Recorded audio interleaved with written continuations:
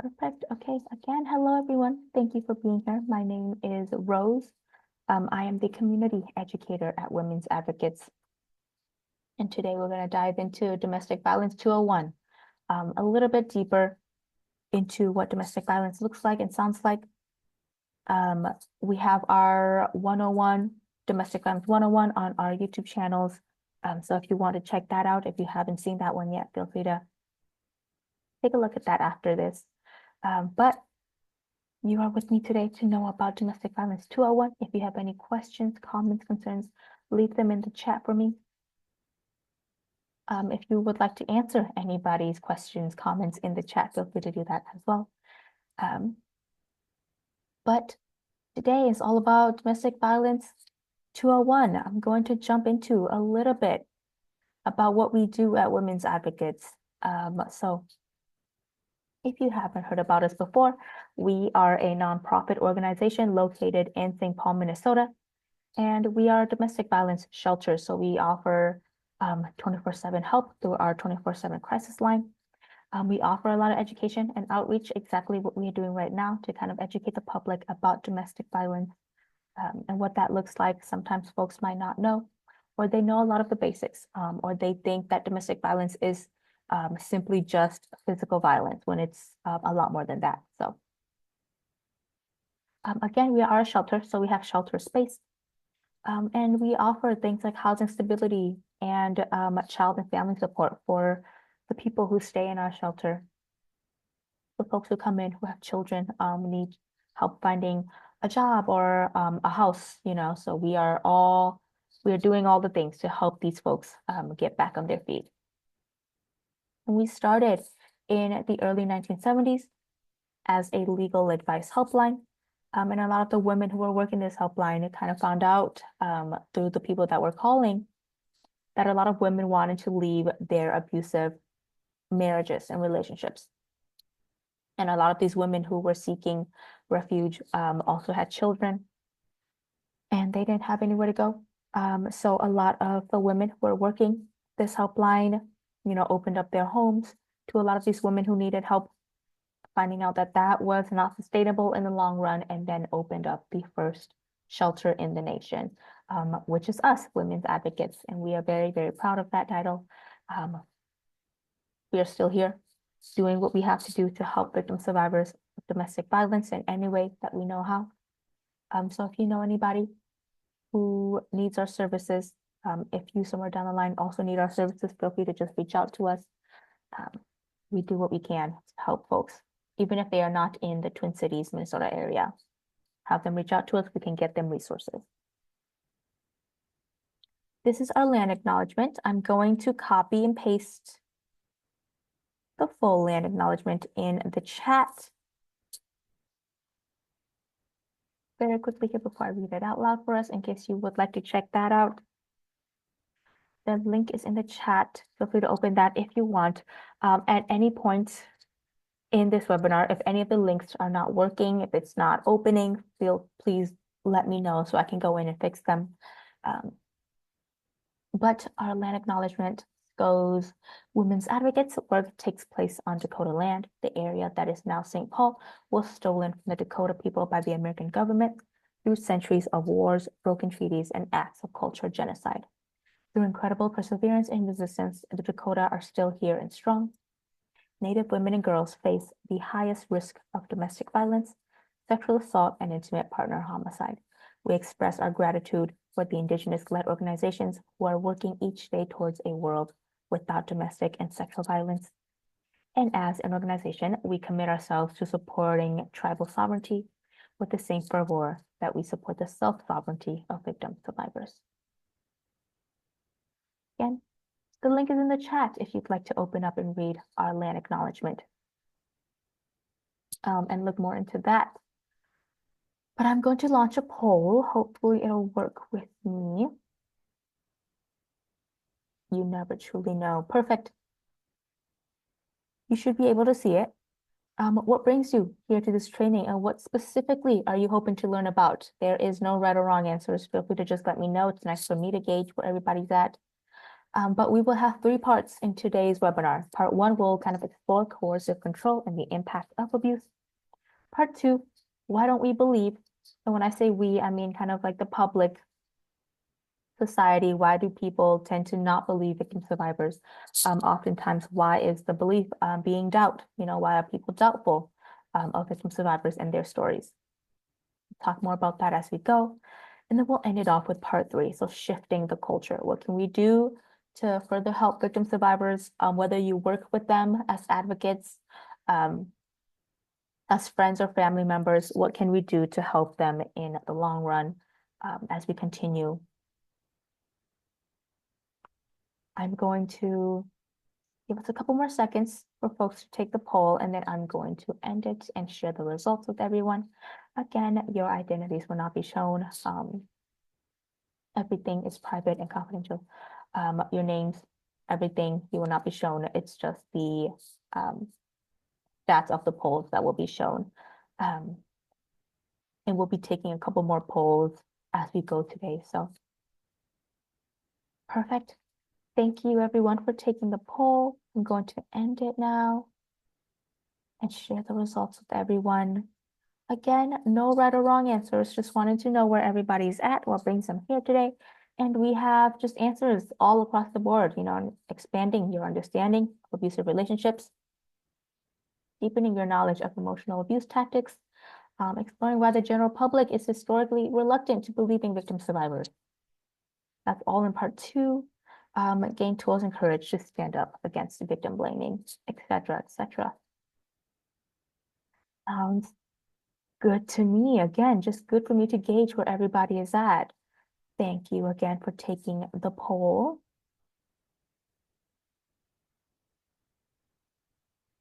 So with that, I'm going to jump into part 1, just exploring coercive control and the impacts of abuse. So on the screen are all tactics that are aimed towards gaining power and control over another individual. So an abuser will use a lot of this to gain power and control over the victim survivor. And it kind of shows us that domestic violence really does take many forms. When people think about domestic violence and abuse, they usually jump to physical abuse. So this part, right, being physically harmful, intimidation, threats, stalking, and they kind of neglect everything else. Or they never knew that any of these other topics on the screen can also fall under the umbrella of domestic violence. And so we have verbal, emotional, very, very big ones, financial abuse, sexual abuse, using children, same thing with pets and property, mental abuse, social, digital, spiritual, and legal abuse. It gives you kind of the definition and little examples here and there about what that may look like. But when people kind of see the screen and this slide, they usually think to themselves, like, I never knew or thought about things like digital abuse, right? Or what spiritual abuse may look like. If there are any on the screen that kind of stick out and jump out to you for any reason at all, feel free to let us know in the chat. I'd love to hear everybody's thoughts. We can kind of bounce off one another as we go. But there are many, many forms to domestic violence and how an abuser can kind of use every single one of these, multiple of these, to kind of have power and control over a victim survivor that goes beyond physical. Though this is a huge one as well. If somebody is being physically harmed, you want to be able to help them get away from the abuse, right? Physically, make sure that they are physically safe, but then we also want to tackle everything else on the screen as well. From how do we help them emotionally and mentally? How do we help them gain custody of their children, of their pets, finding safe housing, especially if they have to deal with legal courts, dealing with the law, anything of the sort, especially getting sued, trying to fight over property, money, all of that with their abusive partner, and trying to navigate the legal system. What does that look like, and how can we help them do that? So this is one slide that we talk about and show all the time in our webinars, the power and control wheel, along with what domestic violence is. so domestic violence. And sometimes we use the abbreviation IPV, which is intimate partner violence, is an intentional and systematic pattern of physical and psychological abuse, threats, intimidation, isolation, or economic coercion. We're going to jump into what coercive control really looks like and sounds like today. But we see the power control wheel.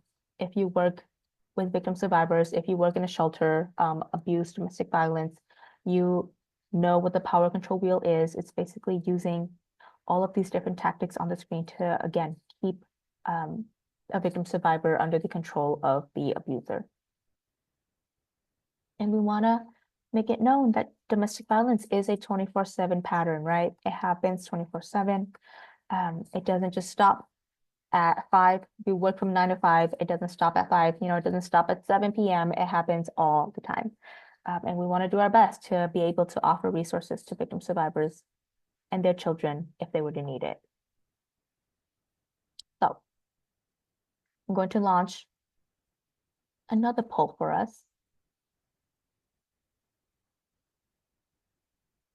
Coming into this webinar, how familiar are you with the concept of coercive control? Feel free to answer that for me. But on this slide, a sociologist named Evan Stark kind of popularized the concept of coercive control, which he kind of explains in his book called CC, How Men Entrap Women in a Personal Life. And Evan, with passage of Violence Against Women's Act and increased, criminalization of domestic violence, IPV, intimate partner violence, homicide rates, were not going down. They were kind of going up. A lot of victim survivors were losing their lives at the hands of their abuser.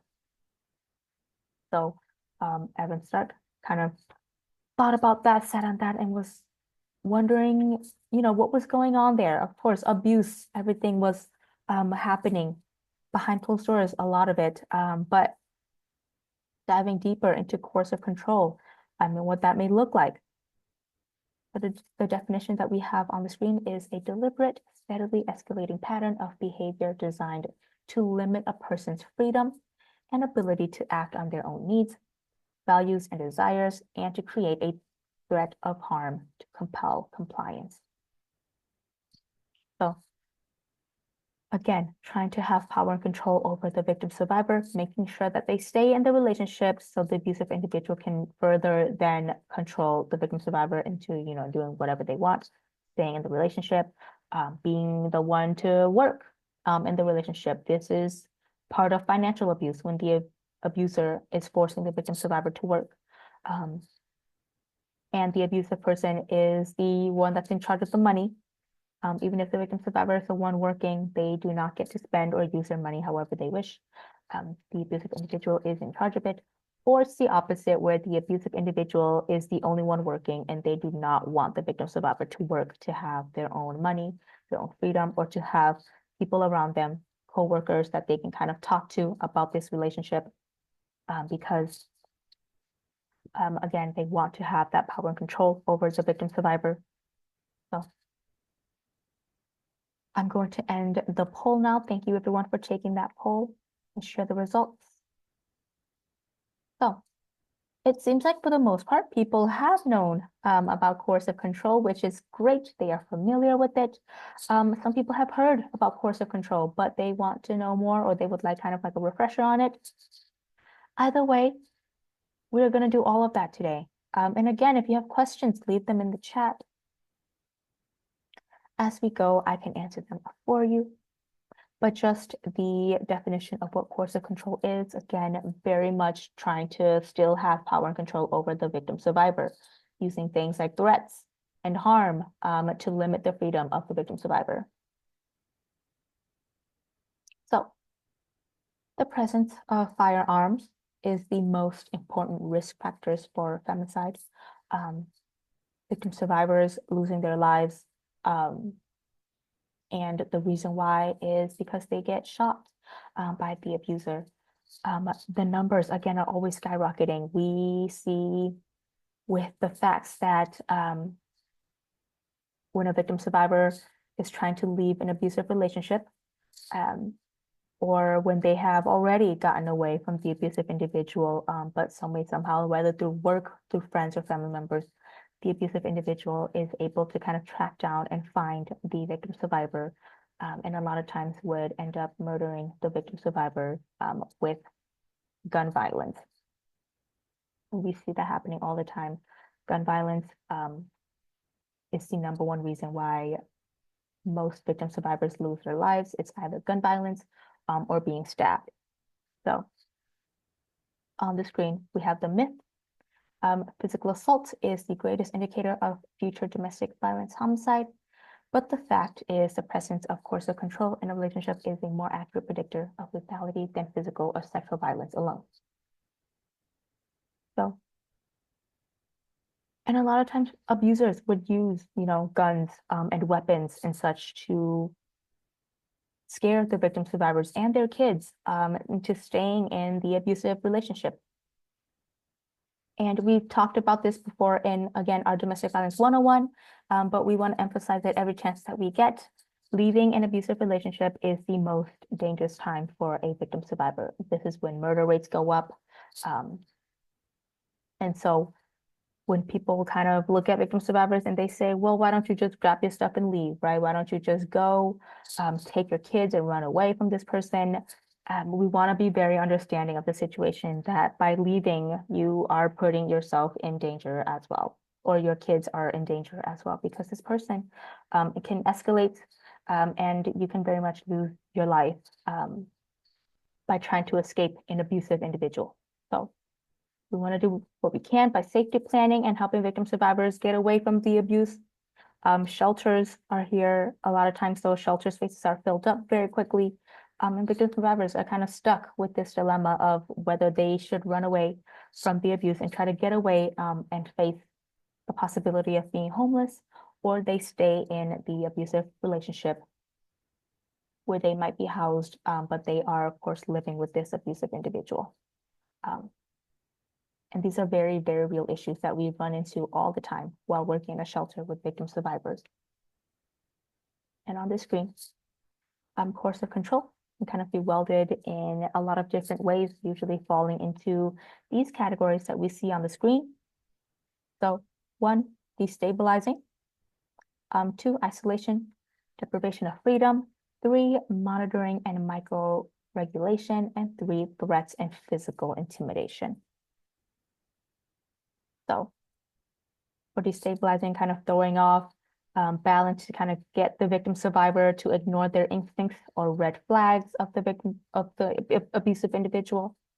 And you see this a lot at the beginning of relationships with things like love bombing, right? We've heard of that phrase before, where people kind of, victim survivors and even friends and family of the victim survivors tend to think like this individual is in love with the victim survivor.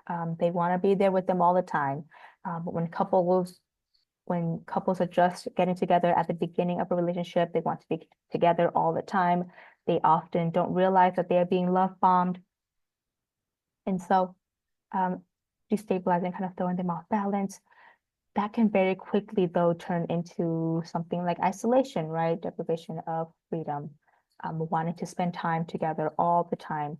You forget about friends and family members, or the abusive individual is kind of manipulative and gaslighting you into believing that you are not spending enough time with them, and that you need to spend 24/7 with them all the time, and you cannot talk to friends, see family members, visit family members, any of that, which leads to, of course, isolation.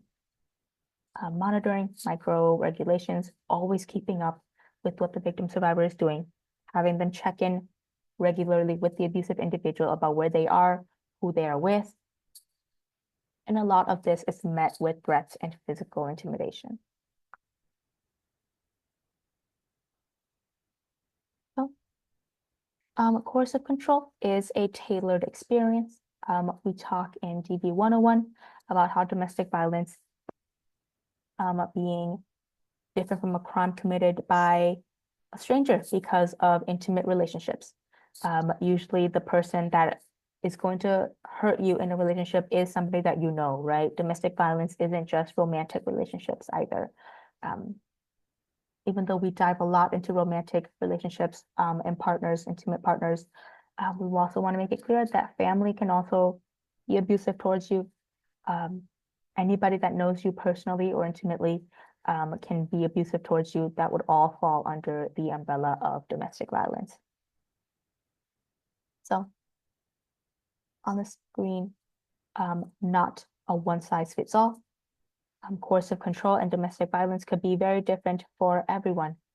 Again, the earlier slides with the different types of domestic violence that we kind of looked at, right? Somebody can be going through a lot of emotional abuse, and they may never have gone through physical abuse. We see that all the time. We hear that all the time where folks are needing resources and help, but they would say something like, I've been through a lot of emotional abuse, a lot of verbal abuse, but I've never been physically harmed. So I don't know if I count as a victim survivor, or I don't know if they can stay in our shelter or ask for resources from us if they've never been physically assaulted or abused. And we want to make it clear that everybody is different. It still falls under the umbrella of domestic violence, whether you are going through emotional abuse or verbal abuse, mental abuse, financial abuse. You don't need to earn a place to be a victim survivor of abuse, right? So whether somebody is going through something physical, emotional, mental, financial, spiritual, we want to be able to help them and offer them the resources that they need. Anybody and everybody can talk to us regardless of age, gender, sexuality. We want to do what we can to help victim survivors. So not a one size fits all.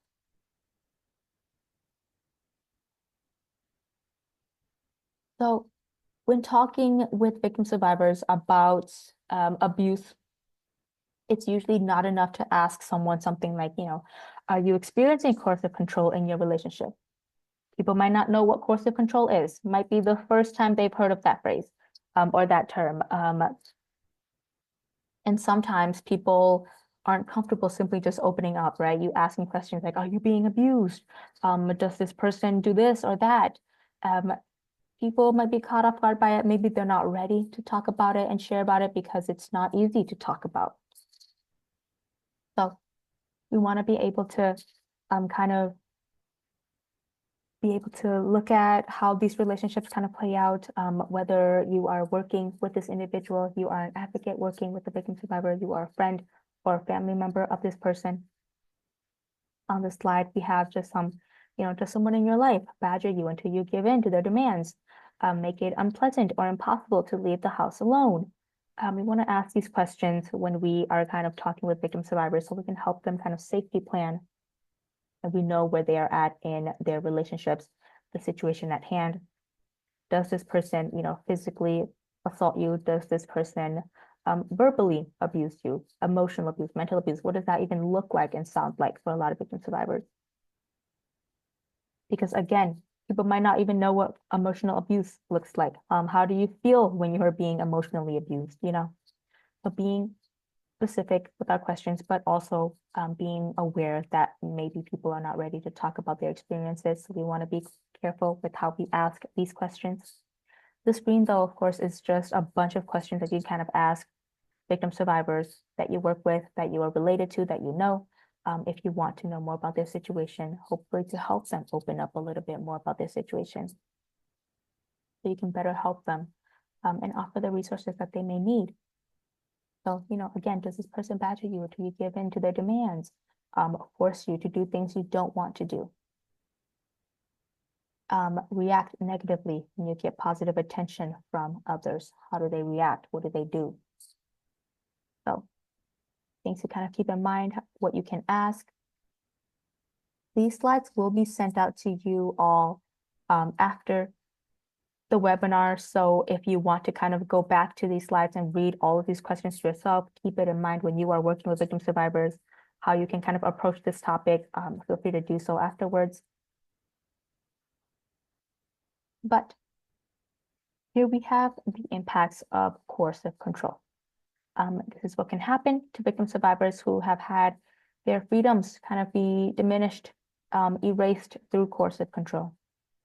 So a diminished social life if the victim survivor tries to spend time with others, friends or family members outside of the relationship. The abusive person objects or makes it very difficult. So the victim survivor ends up living a very isolated social life. We have things like annihilation of self, silencing of opinions because the abusive partner becomes upset easily. The victim survivor gives in to the abusive person's decisions because it just, doesn't seem worth disagreeing with them, especially if the abusive individual becomes physically abusive or aggressive when things start to escalate in arguments and disagreements. And so, of course, the victim survivor becomes kind of afraid to make waves within the relationship, again, expressing disagreements or dissatisfactions with anything. So they silence themselves and their self-esteem tends to kind of plummet as this happens long term. And they are kind of subjected to frequent criticism from the abusive individual. Loss of agency is also a big one. The condition of unfreedom, not having the freedom to make your own choices, move through the world however you want to do, right? Eat what you want to eat, dress how you want to dress, work where you want to work, go back to school, pursue a career that you've always wanted to do, right? Not having the freedom to do any of that because somebody is always there to belittle you or to tell you what you should and shouldn't do, tell you how you should and shouldn't dress, tell you when or how you should eat.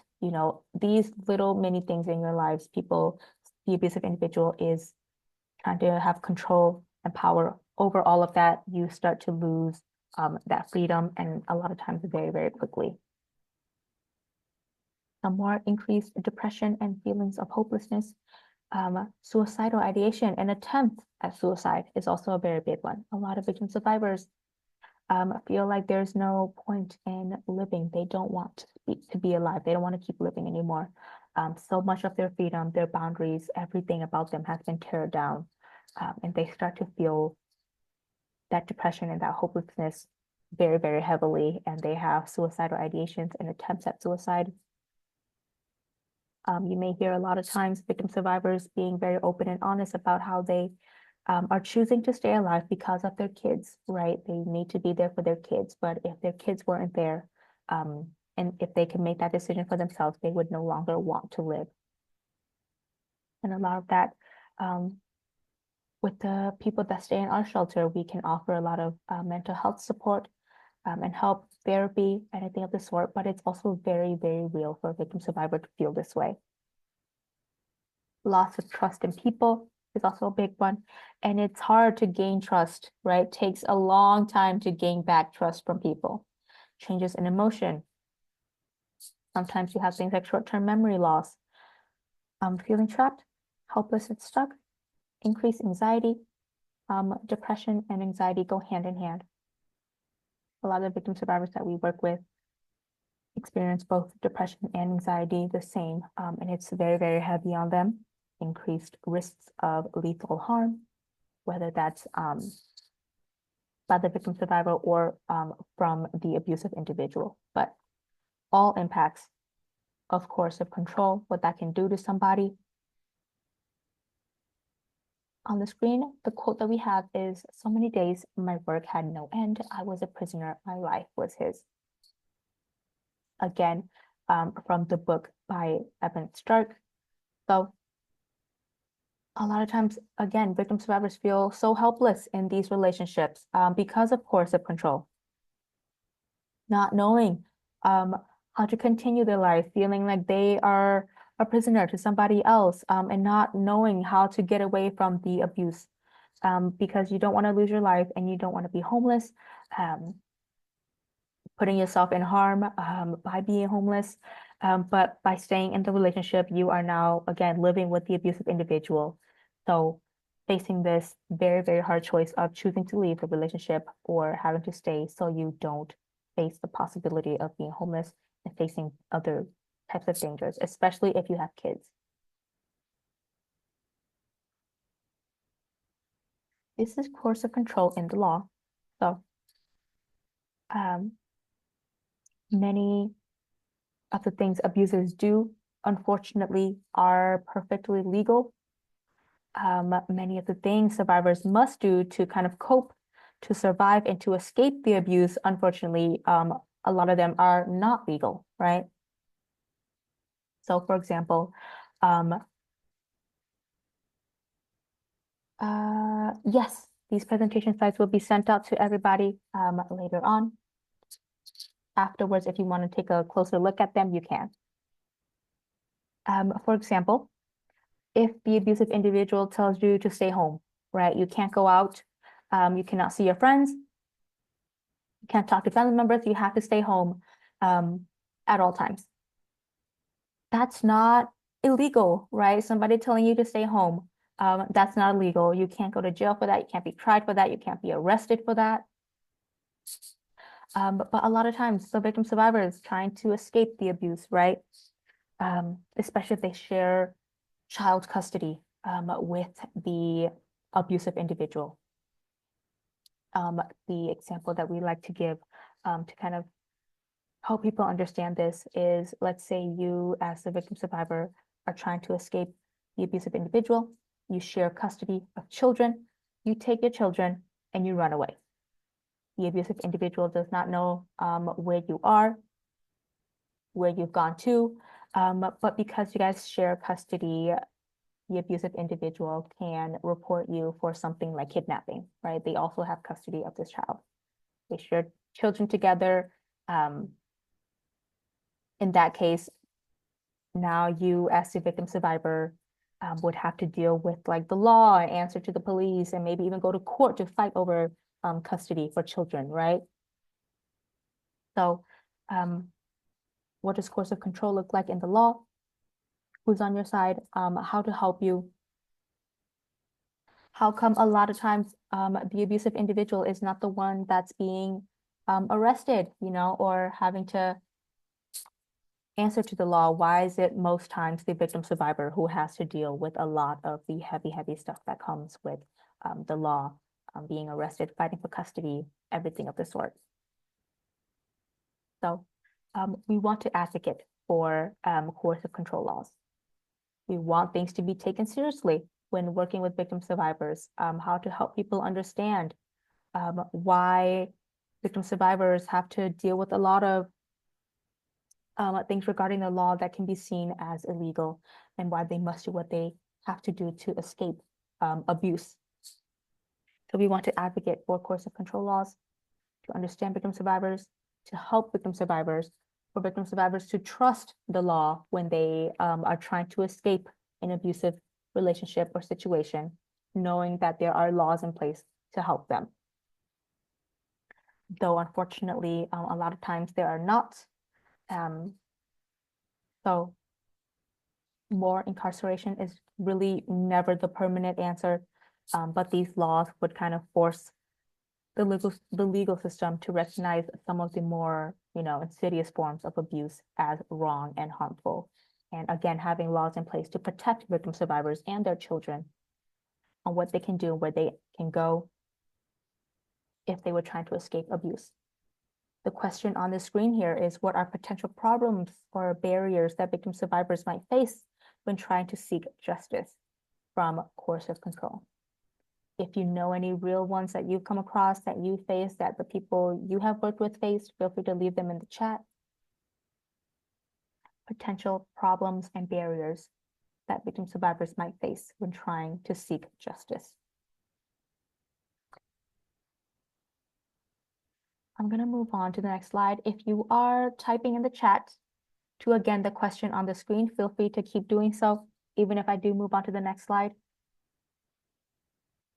But I'm going to move on to part 2. Why don't we believe? And maybe you do, you know, you're working with victim survivors, you know people who have gone through abuse, you believe victim survivors.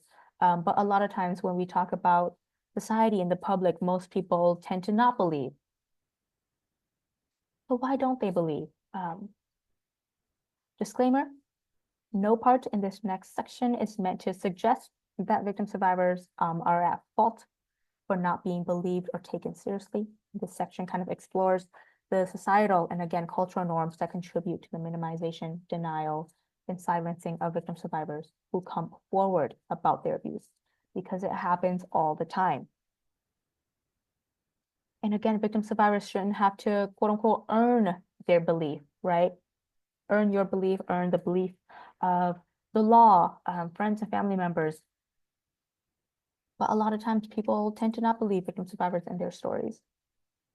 So another question is, why do we stay silent? And why don't they say anything? We hear that all the time. If you were going through that, why didn't you tell me sooner? Sometimes people know about the abuse that's been going on, but they don't say anything. They don't report it. They don't share it. They stay silent about it. The quote that we have on the screen this time is, I don't think most survivors want to live in hiding. We do because silence means safety. Openness means retaliation, which means it's not the telling of the stories that we fear. It's what people will do when we tell our stories. And it's understandable that a lot of times victim survivors might feel things like embarrassment or shame when they talk about their abusive relationships, especially if we want to add cultural differences into it, right? Different cultures, maybe religion, different religion. Maybe some people don't believe in things like divorce. They don't believe in things like abuse can exist. And we talk openly about that all the time in a lot of our domestic violence 101 webinars and presentations. If folks have anything that they'd like to throw in the chat regarding cultural differences, religion differences when it comes to relationships, why these may be barriers to a lot of folks when trying to leave an abusive relationship, and you feel comfortable sharing them in the chat, by all means, feel free to do so. But when a perpetrator is exposed of lying, the stigma doesn't stick. The same stigma where a victim survivor is always accused of making false accusations, right? What if they're lying? If they are lying, they should also get jail time, they should also be arrested. But when a lot of times though, when the abusive individual is accused of being abusive, physically abusive, it's almost like people are expecting abuse to always be physical abuse. So it's almost like people really don't think much about the perpetrator, about what their consequences should be for their actions. It's always kind of, suffer the consequences of your actions, right? Arrest them, whatever. It's expected that physical abuse is going to happen if you are in an abusive relationship, which again, not all the time. People go through things like emotional abuse, mental abuse, right? We just talked about that. But when people don't believe in victim survivors and their stories, people can get really aggressive and rude about what victim survivors should face if they are lying about their stories. If they accuse somebody of abusing them and they didn't really do it, what should the victim survivor go through? What should the punishment be for them? And that is a huge topic that people kind of debate on and talk about all the time. So we want to talk about believing survivors and their stories when they come forward about abuse, even if it's years later. They don't feel ready to talk about it, but they come out about it years later. We don't want to meet them with this mindset and this response of, well, why didn't you tell me sooner? Why are you talking about it now? What kind of motive are you trying to get from talking about it now? They are ready to talk about it now, believe their stories. How can we help them? What do they need from us as advocates, as friends and family members? So again, advocating for better coercive control laws goes right hand in hand with believing victim survivors and their stories. Credibility is a big one. The quality of being trusted and believed in, the quality of being convincing or believable. Internalized credibility discount. So asking something like, did that really happen? Was that really abuse? Is that abuse though? Somebody called you something mean. Is that abuse? Does that count as verbal abuse? Are you just overreacting? A lot of times people will ask questions like this. We hear it all the time, right? What were you wearing? You know, are you sure they meant it that way? Maybe you are overthinking things. Do we give these people credit? Do we trust them? And a lot of times people tend to meet the victim survivors with these questions of doubt, not believing their stories, um, wanting the victim survivor to be the one to think about it twice, right? Like, are you sure they mean it that way? Did they say it in that tone? Um, did that really happen? Did you imagine it? Maybe it wasn't that bad and you're overthinking it, you know. Happens all the time when victim survivors are trying to come forward and share their stories. And when you are trying to share something so traumatizing, and you are met with these questions and these doubt, it's hard to continue to trust people and to share your stories again and again and again, especially if these people are um, people that are supposed to help you. So, for example, police, judges in court, right? Lawyers, people who are supposed to be on your side to help you. But instead, you are met with a lot of these doubting questions, making you doubt yourself. So, examples of credibility complex. So, think about some recent high profile lawsuits and court cases. Where have you seen the credibility complex kind of happen? Do people believe victim survivors? In your experience, from what you've seen, do most people believe victim survivors, or are they always kind of met with doubt? In the chat, again, if you feel comfortable typing in the chat, can you think of examples of the credibility complex in action? Have you seen it happen where people feel like they don't trust victim survivors and they are often always met with these self-doubting or these very doubting questions, making the victim survivors doubt themselves? And it can range from domestic violence cases, police brutality cases, sexual assault allegations, employment discrimination suits. You know, doesn't have to be domestic violence related, but we see it all the time. Where is this person credible? Can we trust them? Do we want to believe them, or are they oftentimes met with these questions where people doubt them? And again, a lot of times victim survivors are already feeling a lot of embarrassment sharing their experiences with abuse because they already feel like people are going to doubt them. So when they are then, of course, met with doubt, exactly what they are afraid of, they do not want to share their stories with anybody. So as advocates, friends and family members, we want to do our best to help victim survivors feel comfortable and share their stories. And by doing so, we simply believe their stories. So on this slide, we have some intersection forms of oppression.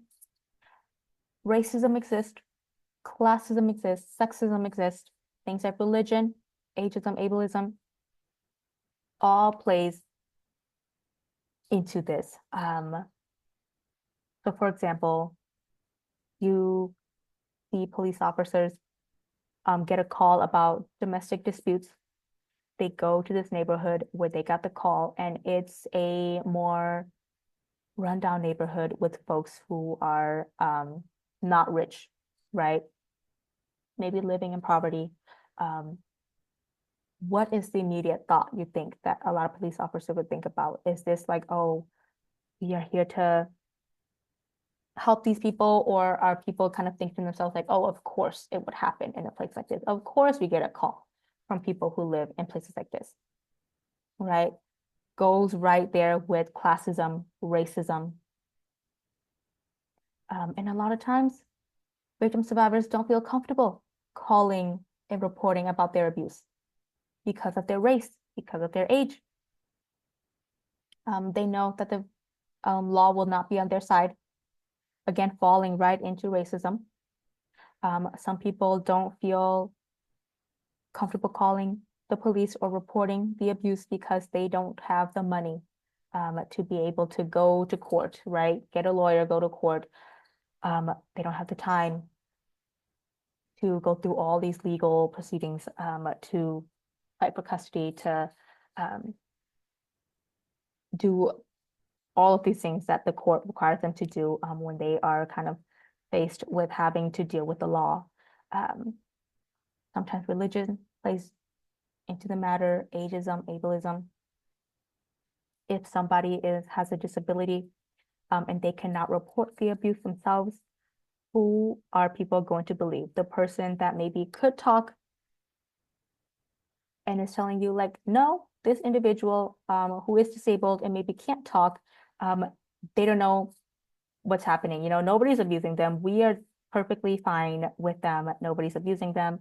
Who are people going to believe more, at least on surface level, right off the bat? The person that is not disabled and is able to talk about the situation, or the person that is disabled and isn't able to talk openly about the situation, right? So all under like, who is credible? Who do we believe? And why do we believe certain people over others? Is it because of their race, their class, their gender, their religion? All coming into play. And we see this all the time, unfortunately, working with victim survivors of domestic violence, how racism kind of come into play, classism come into play. And sometimes people kind of dismiss your worries because of your race. Because you are not rich, you don't have all the money and resources. People would dismiss you for many, many reasons. So when you feel that way, you feel like people are not on your side, especially the law. Again, people who are supposed to be there to help you. And you don't feel like you can trust these people. You don't feel like opening up to them. So the emotional impacts of coercive control result in personality and cognitive changes that kind of diminish a victim survivor's credibility in the public eye. So what influences credibility? Impacts of coercive control. Again, some of the examples that we just saw a couple slides back. But courts kind of weigh appeals for sympathy against the type of person that the defendant is imagined to be, particularly if a serious crime is involved. Victim survivors are especially vulnerable in this respect because their behavior under stress often suggests character flaws that seems incompatible with their being like worthy victims. For example, self-defense. If you can fight back and you have the strength to fight back, what makes you a victim? Are you the victim in this case, right? Or are you just as equally abusive as this person that you are claiming to be abusive towards you? Again, a very common and real problem that we see all the time when victim survivors are trying to report and talk about the abuse that they've been through, especially if they have to retaliate and in self-defense. So it falls right into what makes you the perfect victim. And if you don't fit into this model, this whole stereotypical victim role, then are you really a victim survivor of domestic violence? So again, problems that we run into with the law, with victim survivors not wanting to talk about their stories, people making them feel like they're not really a victim, they're not a victim survivor. If anything, making them feel like they are crazy, that they are being overly dramatic, or that the victim survivor is just as abusive as the abusive individual that's been abusing them, whether it's self-defense or not.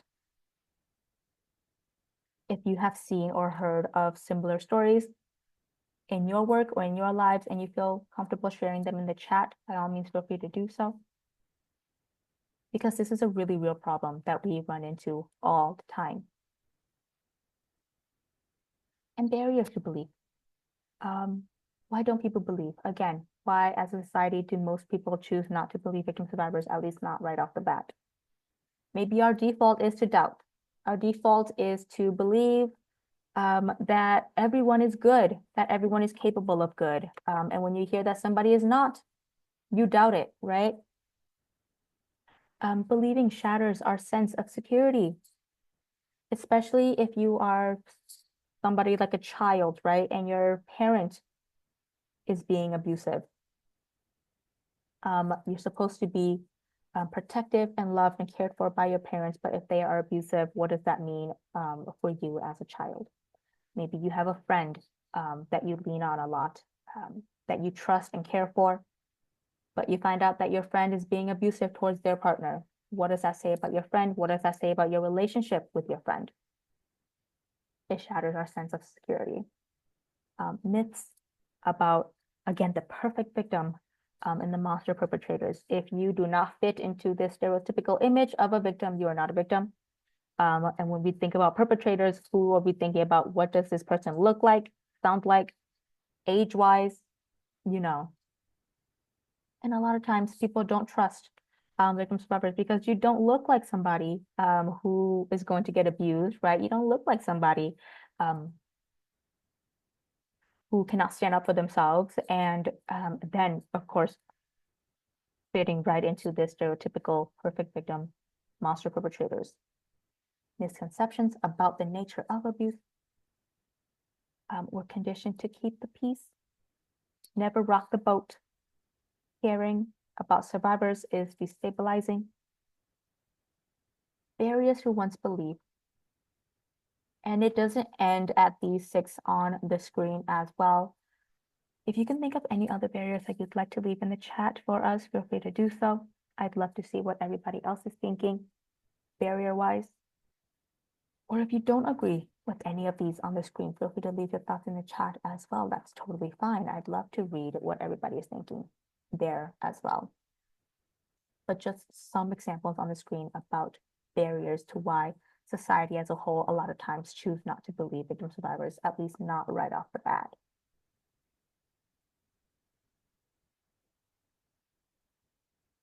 Shifting the culture, part 3.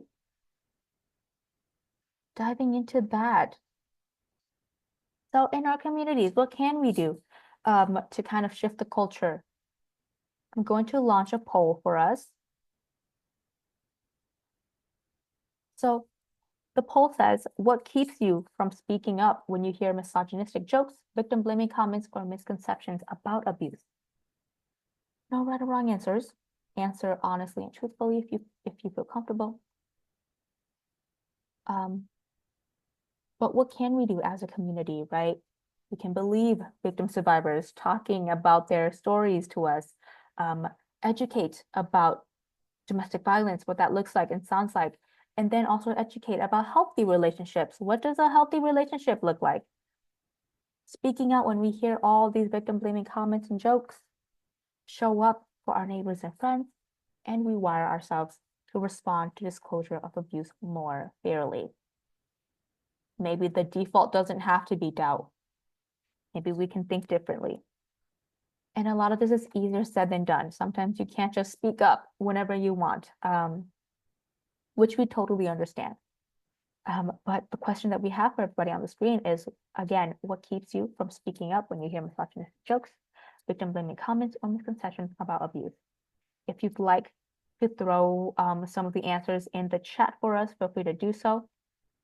But I'm going to give us a couple more seconds to take the poll, and I'm going to share the results about what everybody is saying.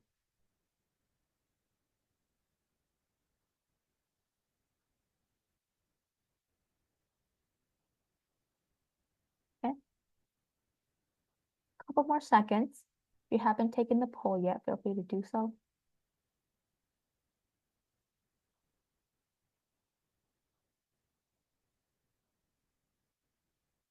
Perfect. Thank you, everyone, for taking that poll, sharing the results with you all. But what keeps you from speaking up? Small comments made in passing are hard to address, right? Understandable. Social norms against correcting strangers, especially you mind your business. right? Discomfort with conflict. Fear of personal or professional consequences is also a big one. Freeze response and not knowing what to say. All very real and normal responses, everything on this screen, really. And wanting to make it known that if you do feel this way, you are not a bad person. You have maybe seen abuse, you've heard jokes, comments that you know is wrong, but you don't necessarily speak up or say anything. It doesn't make you this terrible, awful person. This is very normal. It's just when we are talking with victim survivors, what can we do to help them?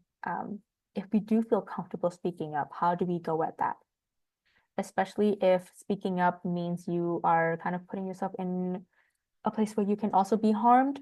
We don't want that, right? So thank you everybody for taking the poll honestly and truthfully. It's just nice to again gauge where everybody is at when it comes to these things because it's very real. People being afraid to kind of speak up. Or it's hard to speak up. It's not that easy to just put yourself out there and protect people, even if you really, really badly want to.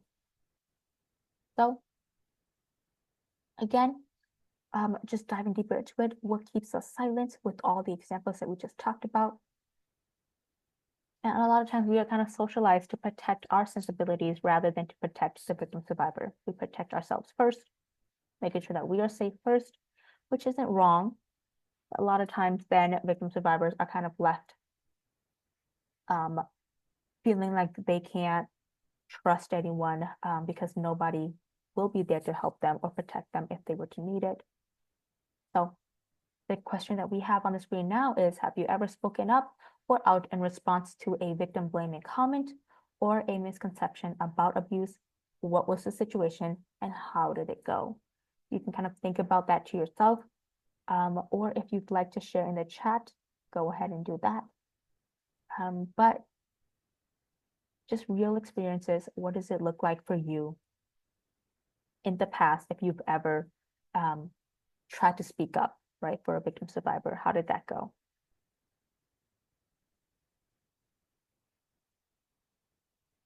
Breaking down the doubt. How do we want to start believing? These are just some of the things that you can kind of say if you ever were to talk with the victim survivor.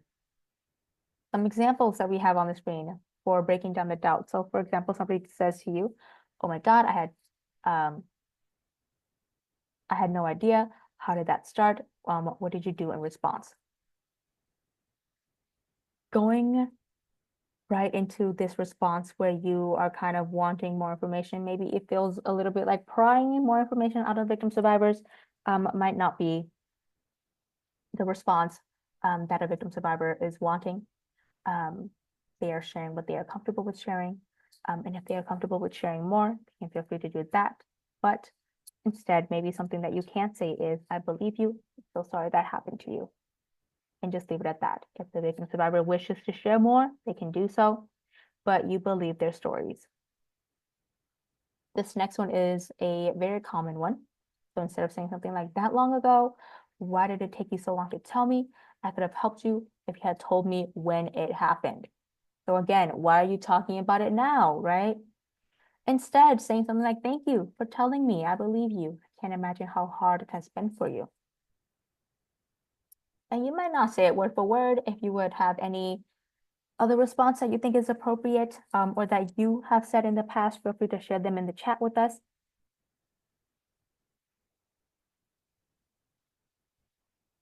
But this slide is breaking down the myths of abuse. Again, as these slides are shared out to you, you can kind of read more into all of the examples if you wish, but the top one here is she's going about this all wrong, yelling and telling everybody at all the details. More people would support her if she wasn't being so rude about it. Instead, how can we rewire ourselves and our brains to saying this instead? You and I both know that the rude thing here is what was done to her, not the way she's reacting. She's not being rude, she's hurting, and she deserves our support. Especially if somebody were to give this first response, right, to somebody acting out a certain way because they are going through abuse. It might be uncomfortable to kind of call people out on it, but if you wish to know how to do so, this response is a lot more appropriate, right?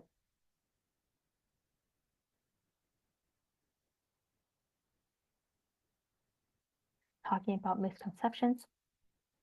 So the example that we have on the screen here is, but Caden was still going to work every day and they never showed up with bruises or anything.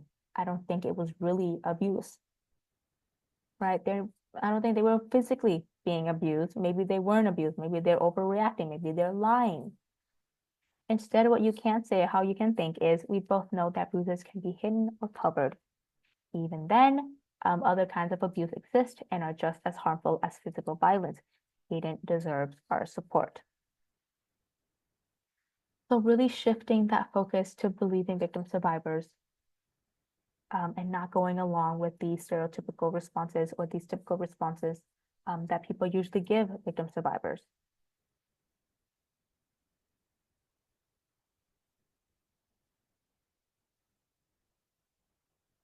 So as we are reaching the end here, this is your permission slip.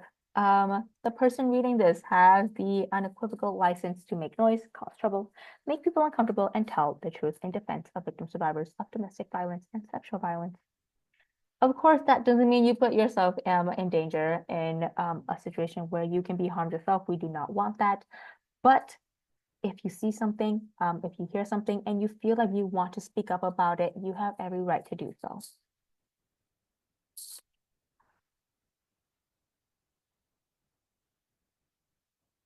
Tips and tools for change. You can make a pact with a friend if that makes it easier. The two of you can confront somebody or someone if it makes it easier. It makes it less scary. Keeping it simple, script it out if you wish. And remember why. Why are we fighting for victim survivors? Why do we want to side with victim survivors? And why do we want to create change, laws, and break down this victim blaming stereotypical mindset?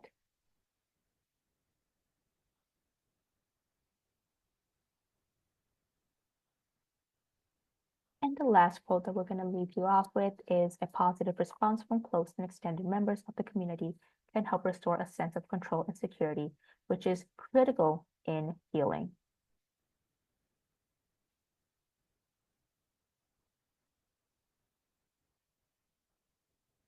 No problem at all. Feel free to log back on, but we are reaching the end here. These are just some resources available for the Minnesota specific area and national and international resources for folks who may need it, because not everybody is from Minnesota.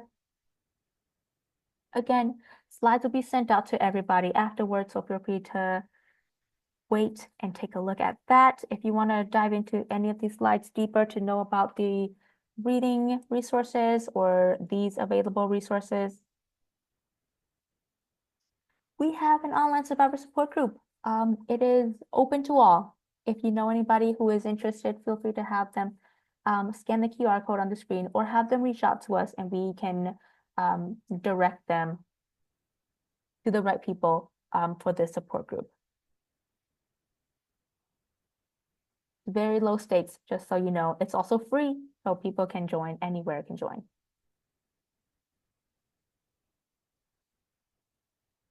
This is our survey, post-webinar survey. I'm going to post in the chat. Again, a couple links are going to be sent out to you right now. If any of them does not work, please let me know. This is our last slide. Thank you all for being here. You are welcome. Thank you so much for thinking about Minnesota with everything that's going on. And thank you so much for being here and for listening. If you'd like to scan the QR code on the screen for a slide of our presentation right now, feel free to do so. Our social media, email, everything is on the screen if you wish to reach out to us. This was recorded, yes. It will be uploaded on our YouTube channel. Thank you all for being here. I'm going to stop recording now, actually. But thank you all for being here and for listening today and for participating in the chat and in the polls as well.